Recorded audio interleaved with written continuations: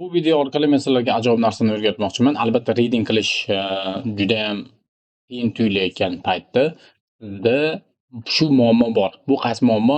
Readingni to'g'ri tarjima qilish va xuddi inglizda o'ylagandek ma'no chiqara olishlik qobiliyati sizda yetishmayapti. Buning uchun sizda grammatika yetishmayapti degani.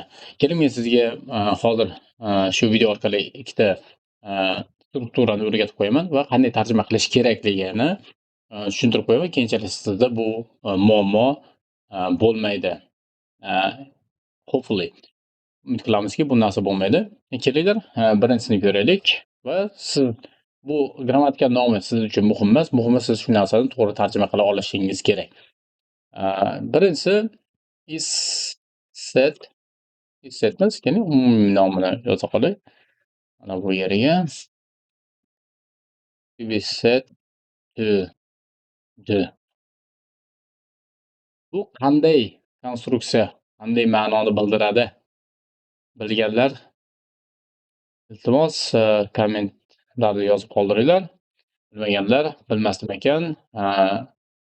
Keyingi videolarda ham shunaqa qiyin strukturalar o'rgating deb komment qoldiringlar yoki plus qoldiring. Albatta men bundan ham murakkabroq strukturalar sizlarga tushuntirib beraman va sizda readingda darajani 25 tadan, ya'ni 6 darajadan 7,5 hattoki 9 darajaga olib chiqsangiz bo'ladi.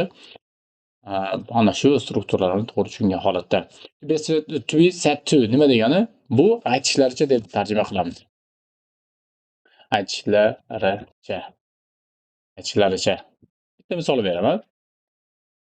Is set to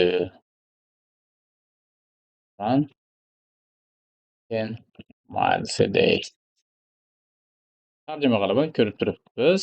Bu yerda is set to degan konstruksiya kelyapti. Demak, bizni doim chalg'itadigan konstruksiya. Uning ma'nosi nima ekan?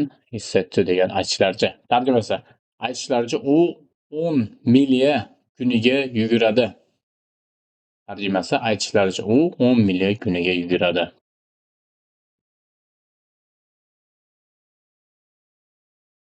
Yoki bo'lmasa ko'plikda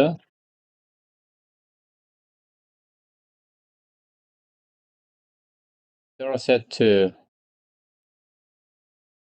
memorize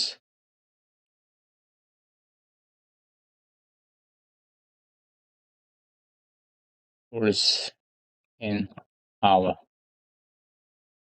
Hop, yana bitta konstruksiya shu yerda. Endi bu ko'plik shaklida kelyapti.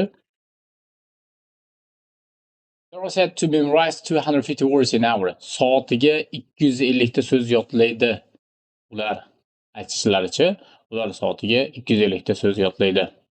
Bu albatta present simple da berilgan va agarda past simple da qanday bo'ladi, ko'rinishi qanday bo'lishi mumkin degan savol tug'ilayotgan bo'lsa, kommentariyada yozib qoldiringlar. Men sizlarga o'tgan zamonda bu qanday bo'lishini ko'rsatib beraman. Shu aytmoqchi bo'lgan va sizlarga o'rgatmoqchi bo'lgan konstruksiya mana shu edi. Kanalimga obuna bo'lishni unutmanglar. Bundan ham qiziqarli videolarda albatta faqat readingni kuchaytirish uchun bo'lgan videolarda sizlarga post qilib boraman. Sog' bo'lasizlar.